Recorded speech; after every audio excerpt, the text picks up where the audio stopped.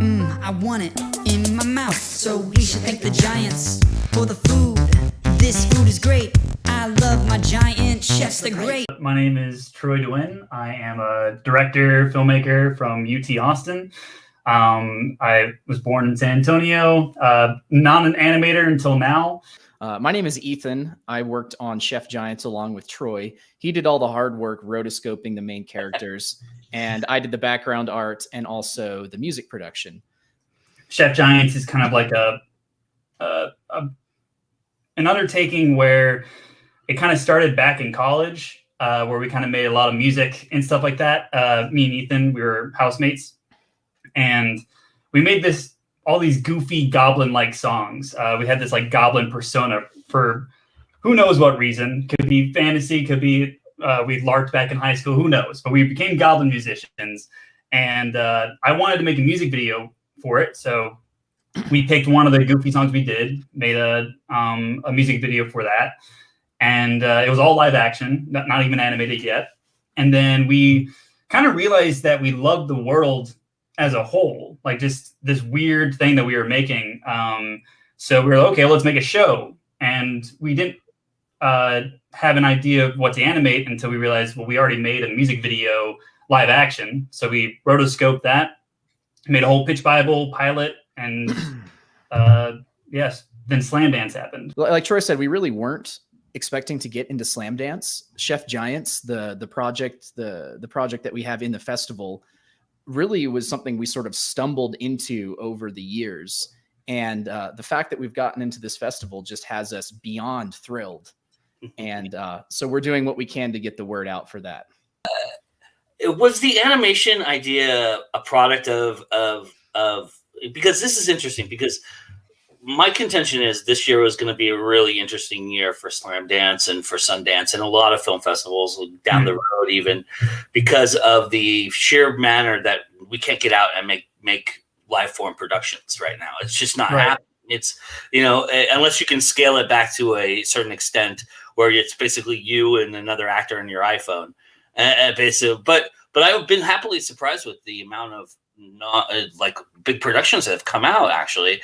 But was the idea of the animation coming from that sense that, one that, here we are in changing times in a different world now, and two, that maybe that's the way to get seen is through this kind of, new, I mean, there's all kinds of different animation out there, but it seems like the rotoscoping one is very popular with the Texas crowd too. You got Letter did his rotoscoping movies and things of that nature, but rotoscoping requires a little bit of live action setup, does it not? So you kind of blended the two. So I'm kind of curious what your thought process was in starting this project with that idea. Yeah. So when we first started it, the goal was just to trace it without any shortcuts, because I wasn't an animator, and my idea was that if I don't take any shortcuts, then the quality at least should be there, because if I did shortcuts, people might notice me messing up those shortcuts. Yeah, sure. So which also that meant that it took a really long time. So it took 6 months, 4 hours each day for like a minute and a half little video. So if we're thinking about that as like an animated show, even during COVID, which thankfully we did this before COVID, so we were able to kind of do more marketing stuff during this time. But even if it was COVID or not COVID, it would be almost impossible to make a full show in a rotoscope style with just one or two people. Yeah. So we had two options. Either one, you get a production studio to give you a bunch of rotoscopers to do it, and that costs a lot of money. Or we've been thinking about, after I did this rotoscoping thing, we found this software called EBSynth, which is a new technology. You can check it out on YouTube as well. Joel Haver is like one of the first people to actually do some stuff with this. And pretty much what it is, it's an AI-driven rotoscoping thing. So you draw one frame, and the AI system calculates what the frame should be in the next shots. So there's 15 frames. You only need to draw one now. And Yeah. that would make 6 months down to a month, maybe 2 weeks, depending.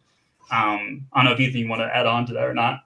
Well, no, I think you've kind of nailed like the technical aspect of it. And then also, yeah, how we want to use artificial intelligence to make the process more realistic for a small team. Mhm. But Joe, like what you brought up that was really interesting to me was the effect of COVID on the film industry and animation and the different projects that are coming out of it. Yeah. Like Troy said, we were super fortunate to make this before COVID even started. But what has happened is we've then had the unique challenge of figuring out, well, how the hell do we get the word out about this project if we Right. can't go to any film festivals? And that's how we came up with the idea for the Chef Giants Festival, which is what we originally reached out to you about. Right. And Troy, maybe you want to describe a little bit about what that is? Yeah. Pretty much the Chef Giants like little party is I traced every single filmmaker from Slamdance because I'm an insane person. And you already spent 6 months doing it. Why not spend another month and a half? Yeah, exactly.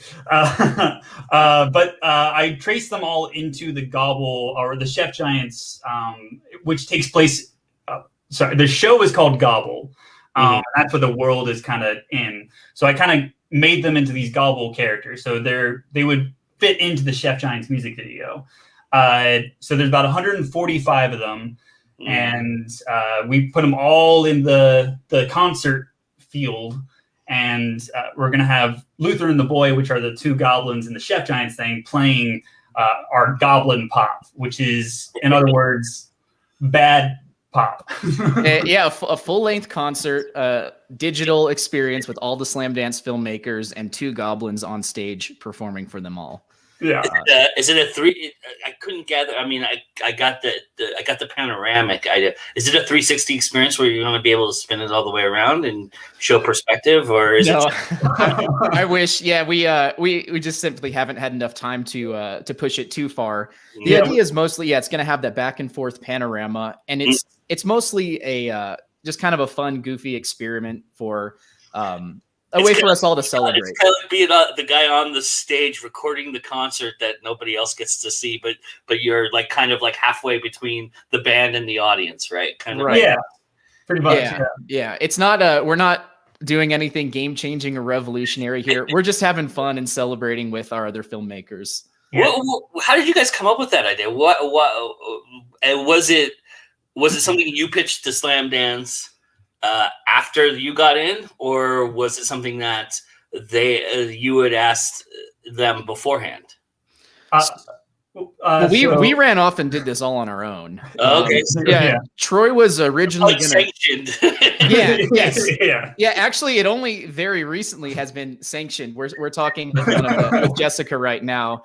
But yeah, Troy was originally just going to draw all these people to share on Instagram. But I'm a web developer, and I was like, well, hey, what if we took these drawings you're already doing and put them in a digital festival? We liked that idea, and we made it. And then we told Slamdance about it. And they were like, oh, this is awesome. Yeah, we'd love to share it. And so now it's sanctioned, I guess you could say. Yeah. Where did the idea originally come from, though? It was just you just wanted to draw something, Troy? And so before I was doing these drawings, I was making people. I was bored, I guess is the right word to say, but I had animals and I was putting human faces on them. But it would be like actors or my friends and stuff like that, just as a goofy thing. So I was like, hey, I'll draw them all into these animal things. And then I realized I definitely can't do that. That's a huge thing, because the animals one had to do a lot more Photoshop and stuff like that. So then we had like a day where we just were trying to come up with as many random things we could do to kind of like promote Chef Giants. Like we had hypnotized filmmakers. We had like a whole bunch of random ideas on there. That was an idea, on Troy's board. Hypnotize filmmakers. That one didn't happen. No, unfortunately. And one of them was, let's make a party, and then that kind of snowballed into like, well, let me make these filmmakers into characters in the festival, and then boom, idea kind of thing. So with the party, it's just going to be a rotating concert that goes on. Is it going to go 24/7 basically, or is it going to go at certain times? Yeah, we have a playlist of songs that our two goblins are going to perform, and it's basically just going to be on loop indefinitely. Cool. So you can come and visit anytime during the festival, and you'll catch it. You know, the cool thing about it is that this is a film festival for filmmakers by filmmakers, right? So the idea is that there's this camaraderie, and there is. I'm, having been to the film festival and been a part of it, and I'm a pseudo member of the community to a certain extent because I've been covering Slamdance now. This is my 4th year. So it's kind of, there's just this camaraderie. There's just this cool thing. You see that person, you see this person, or you see Peter walking down the hall and go, "Hey, Peter, what's going on?" Kind of thing. And it's really neat because the filmmakers then also dictate the programming. They dictate the ideas. They dictate everything that's going on here. So this is kind of a celebration of that in a certain respect. And so I applaud you guys for that. But it's just interesting to me because that's what it feels like. It feels like, we all can't be together this year, but in this little moment, we're all inspiritedly together in that respect, Yeah, maybe it'll help people forget about like how crazy the world is just for a moment. Mm-hmm. And that's kind of been our mindset with Chef Giants and with the larger series Gobble. We just want people to have fun and smile. I want to offer a little challenge out there to everybody who's watching this, especially our Slamdance fans, Slamdance people out there, and because I was doing this when I was watching when I went on these guys let me get in there and preview it a little bit, and I was noticing, oh yeah, I know that filmmaker. Okay, I know who that is. So I want to challenge everybody out there to figure out. And let's see how many people can figure out how many. I mean, obviously, if you're a Slamdance, if you're part of the Slamdance team, obviously you're going to know all 145 filmmakers. But for the filmmakers out there, because this is an opportunity for them, for all of you out there to kind of get to know each other too. And so I want to challenge them. I hope Ethan and Troy are okay with this, but I'm going to challenge every one of them to figure out how many of your fellow filmmakers have you met, have you talked to, who you know, who you recognize, and let's see how many you come up with how many. I like that challenge. Sounds good. I approve. Obviously, Troy, too, you're disqualified because you know all. Yeah. You drew all 145 of them, so you know. Yeah. Very recognizable for sure for me. So you've got your proof of concept now. So what is the goal? Are you guys looking to make some episodes? Are you guys looking to get financing for episodes? Where are you at with your process? And when can we expect Gobble to go out and Chef Giants to have a life form for everybody to check out? Yeah, we've been figuring that ourselves. We have a few ideas. One is we definitely want like an agent of some kind to help out with trying to get Gobble sold. And hopefully through Slamdance, through the other film festivals, we'll get those connections. But if not, like we're thinking of if we can get EB sent to work like fully, then we could actually do it ourselves if we really, really wanted to. And then also we have a game we might be doing possibly that might be in the same world. Cool.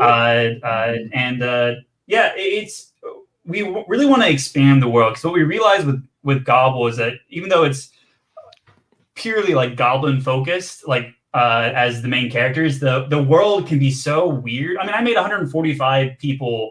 Like I was just going, like not even like even a randomized thing. It's like, oh, this would work. This would work. Like if so many things would work in this world, like just think of the possibilities of like what can be happening in this world.